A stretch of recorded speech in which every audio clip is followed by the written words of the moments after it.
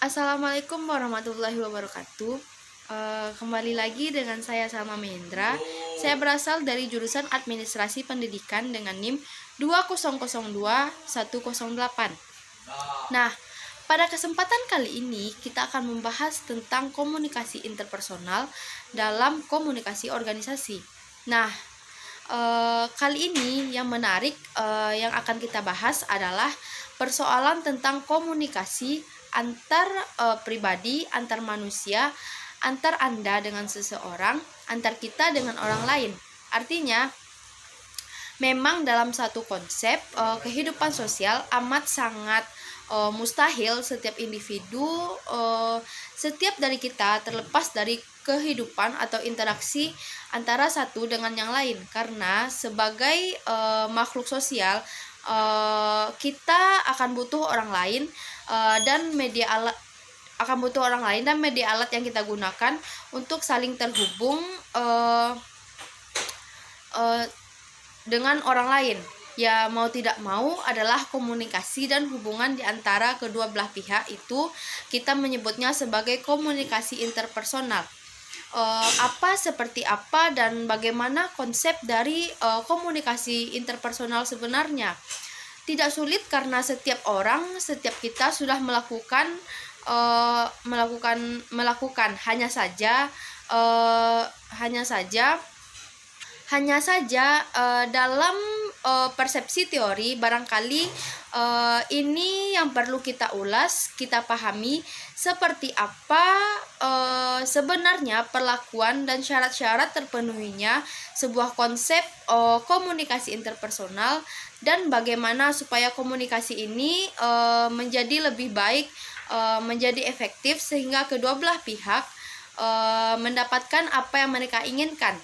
Artinya, menjadi tujuan komunikasi mereka bentuk pola yang terjadi memberikan manfaat untuk Anda memakan banyak sekali noise akan banyak sekali terjadi hal-hal yang menjadi penghambat efektivitas dalam berkomunikasi.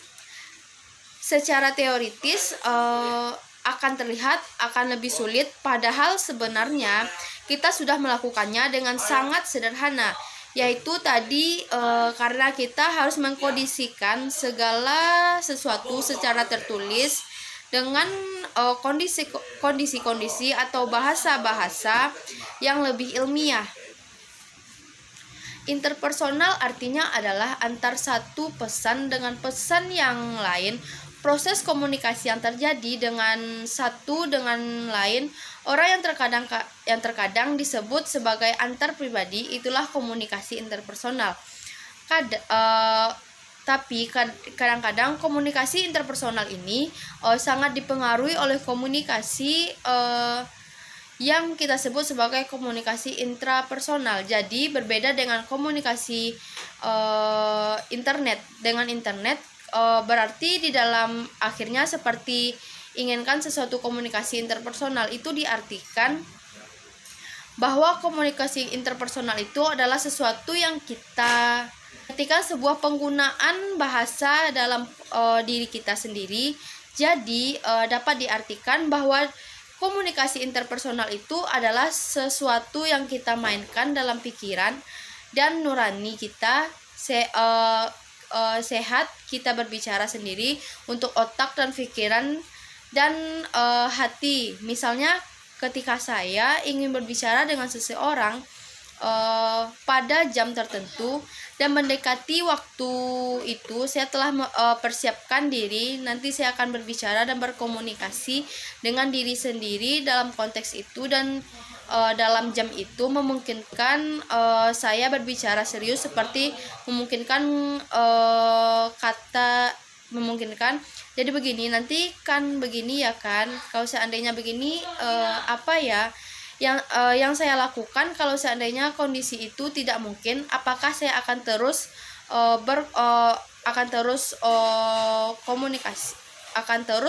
berkomunikasi atau apa ya kayak saya harus lakukan sehingga lawan bicara saya komunikan yang ingin saya saya ajak berinteraksi tadi akan bisa memaknai sama dengan apa yang saya inginkan. Itu komunikator terjadi dalam pikiran kita yang disebut sebagai komunikasi interpersonal. Intra ini memberikan dampak pada konsep kita ketika akan melakukan proses komunikasi dalam konteks memainkan peran. Interpersonal ketika akan berinteraksi dalam konsep komunikasi interpersonal, bahkan kesuksesan sebuah komunikasi, efektivitas komunikasi sangat ditentukan oleh komunikatornya, yaitu kita. Makanya dalam kondisi memainkan peran dalam komunikasi interpersonal, kita akan ikut serta berpikir di dalam diri lawan bicara.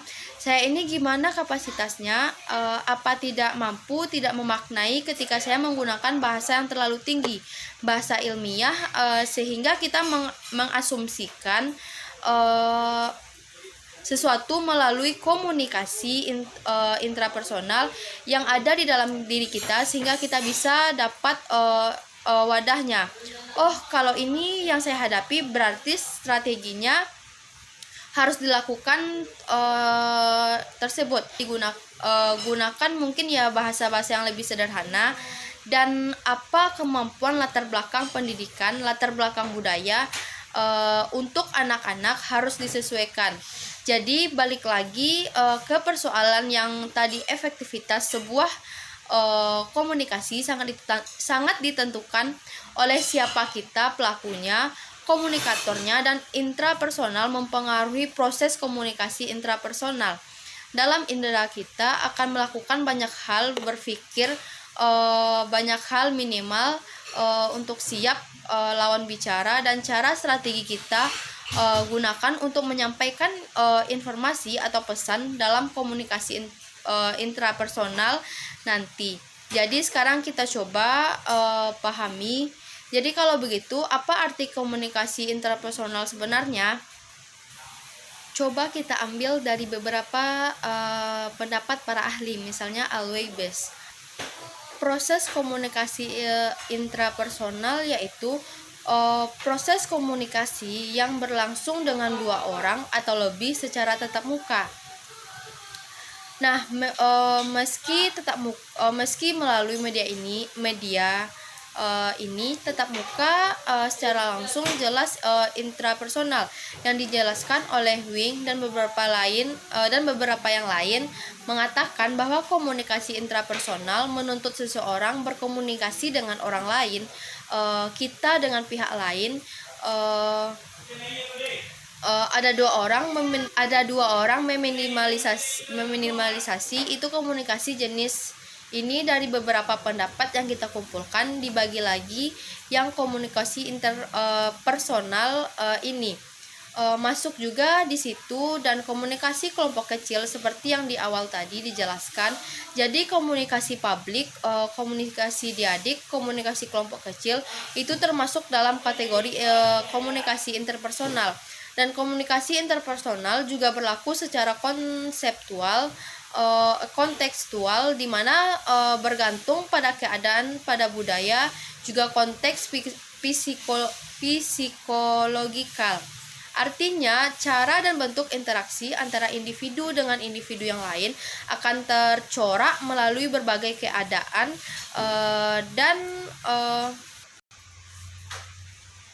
misalnya apa? Komunikasi antara suami dan istri, dua orang yang sejawat, antara dua orang sahabat yang dekat, seorang guru dengan muridnya, seorang dosen dengan mahasiswanya, dan lain sebagainya. Antara Anda dengan siapa? Yang jelas antara satu dengan yang lainnya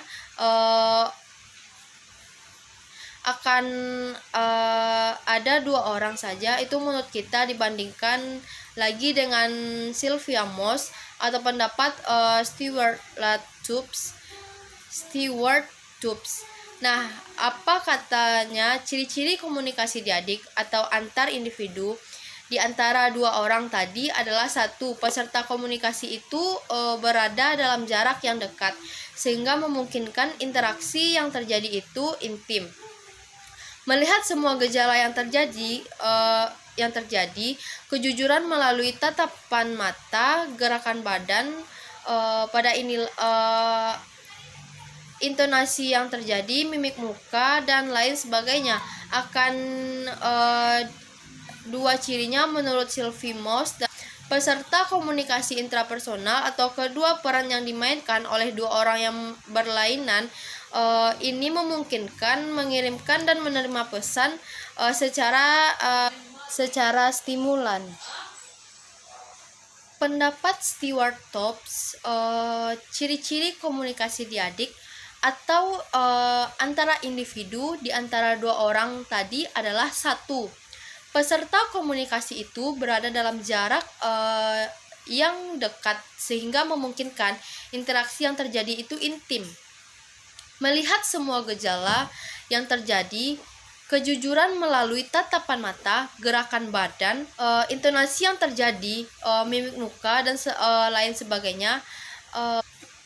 Yang kedua, cirinya menurut Sylvia Moss dan Stewart Tubbs ini adalah: peserta komunikasi interpersonal atau kedua peran yang dimainkan oleh dua orang yang berlainan ini memungkinkan mengirim dan menerima pesan secara simultan, berkelanjutan, tidak disiap-siapkan, bisa spontan, yaitu berkembang terus baik secara vokal maupun non-vokal.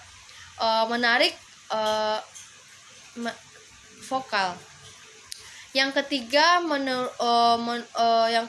adalah komunikasi antar pribadi itu sebenarnya sangat potensial untuk mempengaruhi orang lain menjadi komunikannya. Demi membujuk mereka, mempengaruhi mereka kalau bicara kita agar dapat menggunakan. Karena apa? Karena kita menggunakan hampir ke semua alat indera yang kita punya untuk mempertinggi daya pucuk pesan atau informasi yang kita komunikasikan kepada mereka dan sebagai komunikasi yang paling lengkap dan paling sempurna. Komunikasi antar pribadi sebenarnya memegang peranan yang sangat penting hingga kapanpun atau dimanapun selama manusia masih hidup. Selama manusia masih mempunyai emosi, karena komunikasi interpersonal tidak terlepas dari emosi yang terjadi di dasar senang dan bahagia. Itu muncul ketika proses komunikasi intrapersonal. Kenyataannya, komunikasi tatap muka ini membuat manusia merasa lebih akrab, lebih intim, lebih dekat dengan sesamanya. Berbeda dengan komunikasi lewat media massa. Bagaimanapun secara tradisional komunikasi interpersonal yang melakukan tatap muka secara langsung jauh lebih memungkinkan hubungan interpersonal hubungannya yang lebih intim, kedekatan emosional yang terjadi. Kenapa komunikasi itu bisa terus berkembang dengan nyaman dan kita bisa memakai kejujuran orang lain melalui body language, sehingga kecurigaan yang terjadi sehingga dalam proses komunikasi itu yang membuat penerima informasi atau proses yang terjadi itu menjadi lebih cepat sehingga lebih bisa diterima dan semakin mengurangi alat penyambung in understanding, miskomunikasi atau noise yang terjadi di antara kedua belah pihak.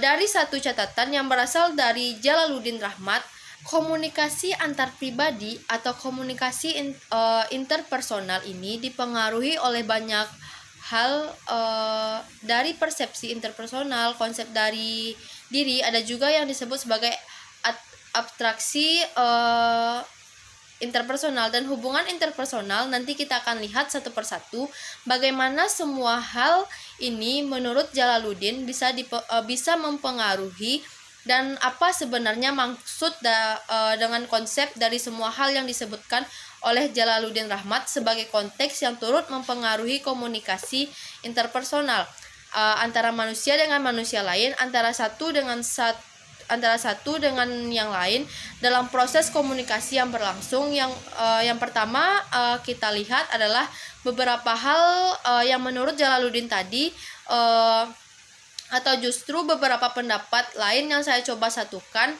Ada sekurang-kurangnya 7 hal yang mempengaruhi komunikasi interpersonal. Yang pertama adalah rasa kepercayaan. Bila seseorang punya perasaan bahwa dirinya tidak akan dirugikan. Bila seseorang merasa dirinya bisa menerima, tidak akan dihianati.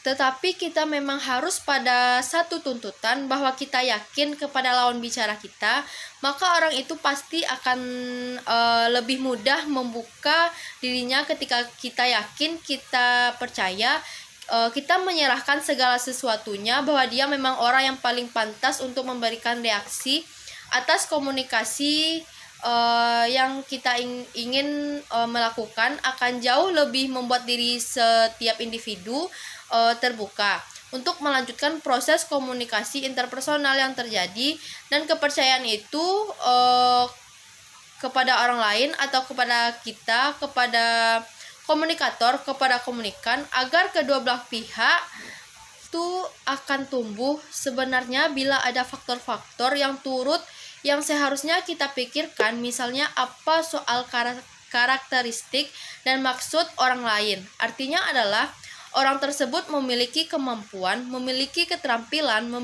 memiliki pengalaman dalam bidang tertentu. Orang-orang itu memiliki sifat-sifat yang bisa diduga, bisa diandalkan, dan dianggap jujur dan konsisten. Faktor ini turut mempengaruhi ketika orang lain berbicara atau ketika kita ingin berbicara dengan orang, mendapatkan advice melalui komunikasi interpersonal. Ketika faktor itu ada kepercayaan, yakni itu akan tumbuh. Dan faktor lain apa kekuasaan. Artinya apabila seseorang mempunyai kekuasaan, memiliki kekuatan terhadap orang lain, maka orang itu biasanya akan patuh dan tunduk. Misalnya kita terhadap pimpinan kita, kepada orang tua, akan jauh lebih percaya, kita berbicara atau mendengarkan omongan mereka dibandingkan orang. Salah satu level. Jadi kadang-kadang kekuasaan memberikan paradigma dan pengaruh besar, mempengaruhi orang lain untuk bisa menerima dan dipercayai. Dan kekuasaan itu bukan hanya persoalan power, kedudukan, tapi karena memang kekuasaan yang dia memiliki sesuatu kekuatan kadang-kadang di luar kendali kita, yang bisa dipercaya oleh umatnya, seperti ulama, seperti orang tua kita. Meskipun kadang-kadang mereka tegak lurus, tapi kan orang tua kita yakin, percaya. Makanya pengalaman adab dan luar biasa budaya mereka, kemampuan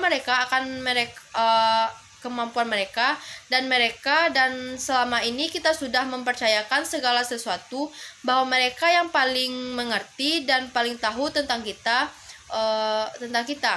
Yang ketiga faktornya adalah yang turut mempengaruhi trust tadi, bahwa trust itu sangat dipengaruhi oleh kualitas yang sifatnya menggambarkan keterbukaan dan maksud dan tujuannya. Komunikasi yang terjadi jelas, harapan sudah dijelaskan, segalanya diklirkan dengan baik, si komunikator dengan begitu meyakinkan untuk menyederhanakan bahasanya, sehingga bisa dipahami oleh si komunikan, maka sikap kepercayaan si komunikan biasanya akan muncul. Maka sikap percaya komunikan biasanya akan muncul dengan sendirinya, lambat laun, walaupun di awal masih meraba-raba, tetapi ketika proses komunikasi yang berkelanjutan, kepercayaan itu bisa muncul akibat kualitas komunikasi yang sifatnya lebih intim. Nah, yang kedua yang turut mempengaruhi komunikasi interpersonal itu adalah suportif namanya. Dan perilaku suportif akan meningkatkan kualitas komunikasi dan beberapa ciri. Nah, coba kita googling perilaku yang kita sebut sebagai perilaku suportif itu adalah 1. Evaluasi dan deskripsi. Maksudnya apa? Kita tidak perlu memberikan kecaman atau kelemahan dan kekurangan. Dan yang kedua yaitu orientasi. Masalah mengkomunikasikan keinginan untuk bekerja sama mencari pemecahan masalah, bukan mengajak orang lain bersama-sama menetapkan tujuan sekaligus menetapkan cara mencapai tujuan itu. Harus sangat keliru.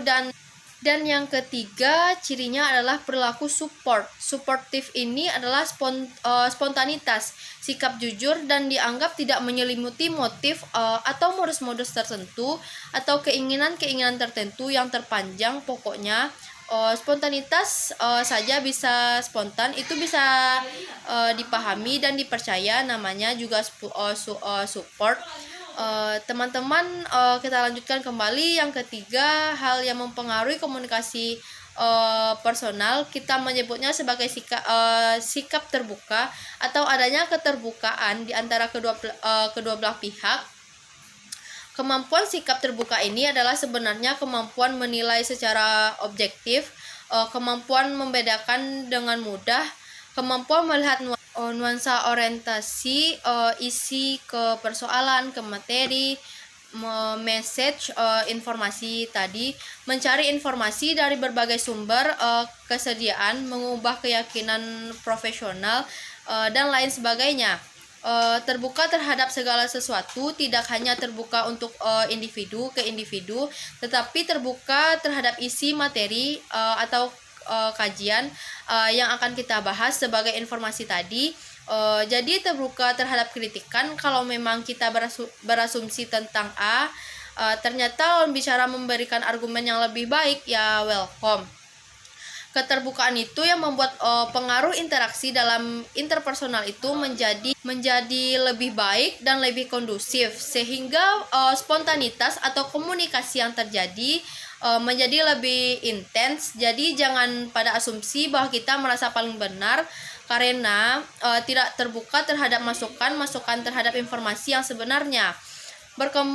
Berkembang yang belum tentu juga semuanya kita pahami dan kita tahu juga minimal 5. Jadi mudah-mudahan Anda termasuk atau kita semua termasuk orang-orang yang memiliki konsep positif terhadap diri sendiri, karena konsep negatif justru akan memberikan nuansa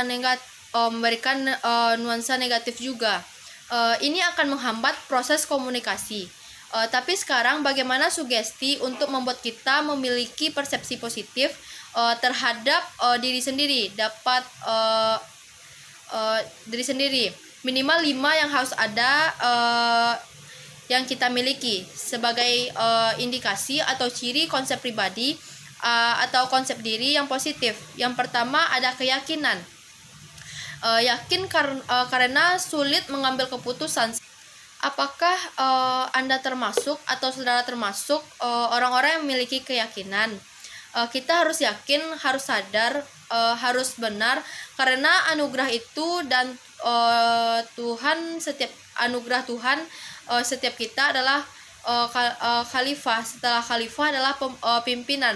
Minimal kita adalah pimpinan untuk diri sendiri. Nah, salah satu bentuk dari kepemimpinan itu adalah decision making, mampu mengatasi masalah minimal untuk diri kita. Nah, itu yang disugesti ke diri kita, bahwa apapun problemnya yang telah kita hadapi, kita yakin akan ketemu jalan keluar, mencari solusi, mampu mengatasi masalah. Itu konsep positif, konsep diri yang positif.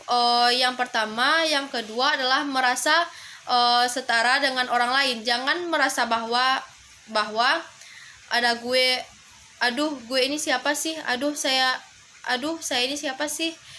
Tuhan menciptakan manusia itu dengan level yang sama. Kalau perusahaan, kekayaan, ekonomi, budaya, kemudian pendidikan itu hal lain. Kalau ingin memiliki, kalau ada orang pintar dan kita merasa tidak pintar, kita supaya menjadi pintar seperti mereka, sugesti diri untuk menjadi positif, layaknya seperti orang lain, sehingga berpindah menjadi sugesti dan motivasi untuk bisa tampil, bisa memperbaiki diri sama dengan orang lain. Karena konsep diri orang yang positif adalah yang selalu meminimal merasa setara dengan orang lain. Tapi sebaliknya, setara bukan berarti juga menuntut kita untuk lebih tinggi. Walaupun kita pendidikan bagus, kita yang paling pintar, walaupun kita adalah manusia diciptakan sama oleh Tuhan, jadi tidak lebih baik, tidak lebih rendah mempersepsikan diri dalam konteks level itu yang mengindikasikan bahwa kita termasuk memiliki konsep dari positif. Yang ketiga, menerima pujian tanpa rasa menjatuhkan. Tetapi ada orang tertentu, kadang-kadang ada orang yang mendapatkan pujian, dia merasa malu. Jangan malu, sewajarnya saja. Anggap itu sebagai satu masukan, sebagai tanda bahwa orang menerima kita dengan sangat luar biasa. Yang keempat yaitu adalah menyadari bahwa setiap orang memang mempunyai berbagai perasaan, berbagai keinginan, berbagai perilaku yang tidak seluruhnya disetujui oleh masyarakat yang biasa. Personal dislike, dan itu harus diterima. Dan konsep yang kelima adalah sebagai tanda bahwa bahwa kita termasuk orang-orang yang memiliki konsep diri yang positif, adalah mampu memperbaiki diri karena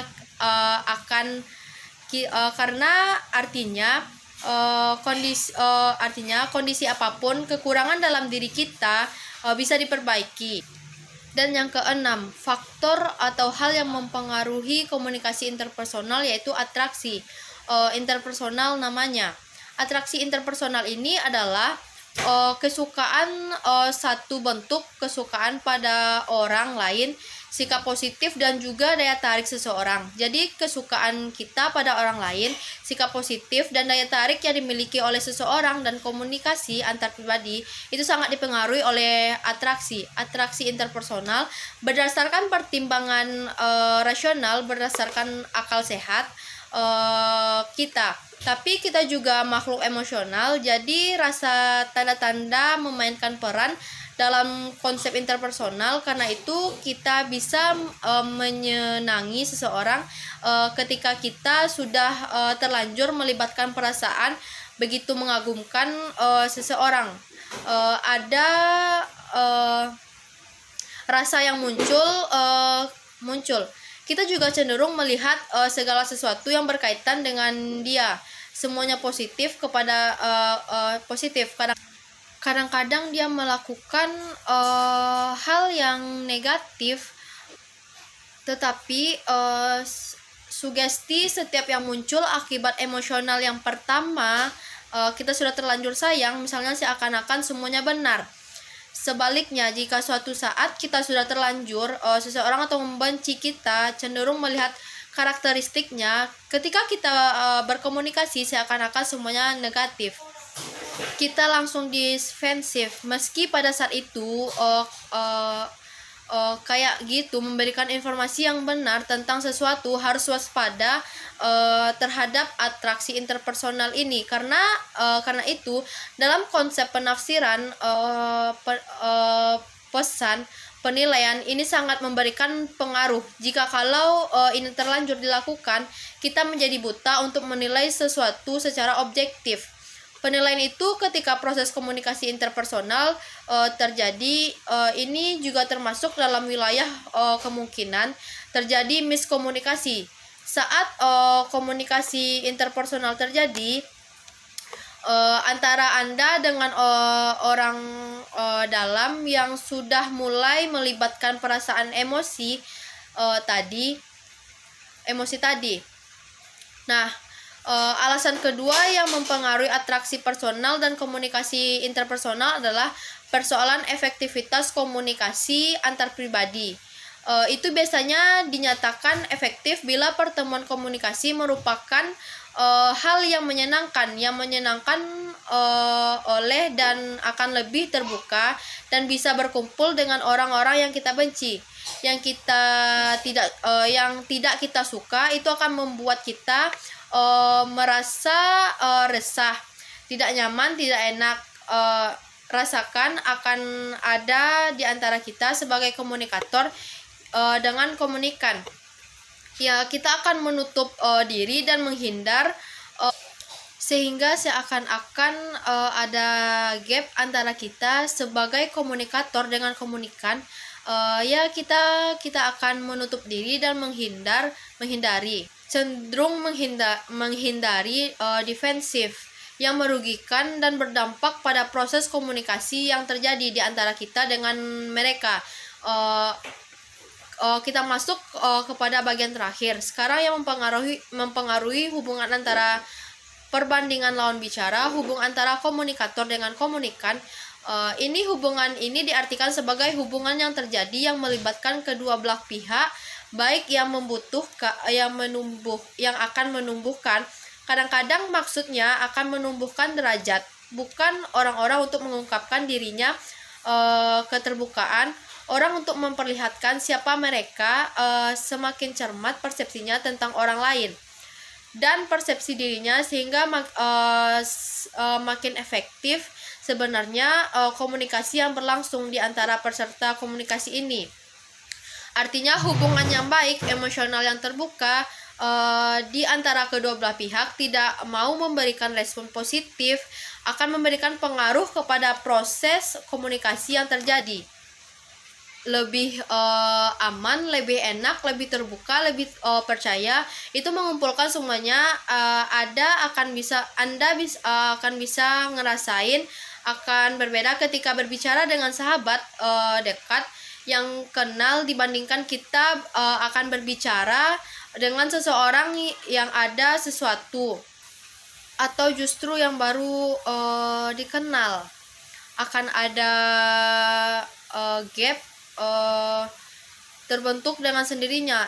Nah, kita ambil satu pendapat Jebot sekitar 76, namanya Miller. Dalam konteks ini menjelaskan exploration interpersonal communication. Di situ dinyatakan bahwa memahami proses komunikasi interpersonal menurut Miller menuntut hubungan simbiosis mutualisme. Simbiosis mutualisme artinya saling menguntungkan antara komunikator dengan komunikan, antara komunikasi dan perkembangan rasional. Pada gilirannya secara serentak perkembangan rasional mempengaruhi sifat komunikasi antara pihak-pihak yang terlibat dalam hubungan komunikasi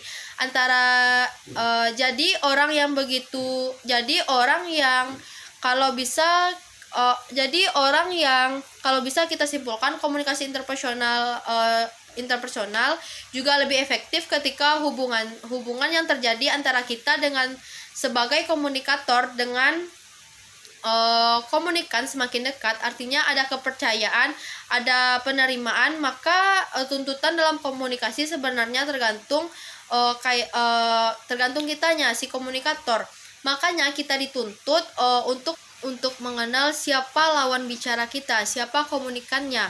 Kita semakin bisa merasakan, bisa menerima, bisa membuka diri, atau justru bersimpati untuk ada di posisi mereka. Komunikasi akan jauh lebih menyenangkan dan berkembang.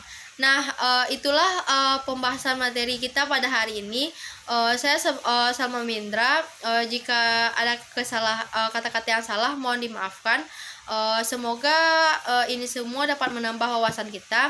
Saya akhiri dengan Assalamualaikum warahmatullahi wabarakatuh.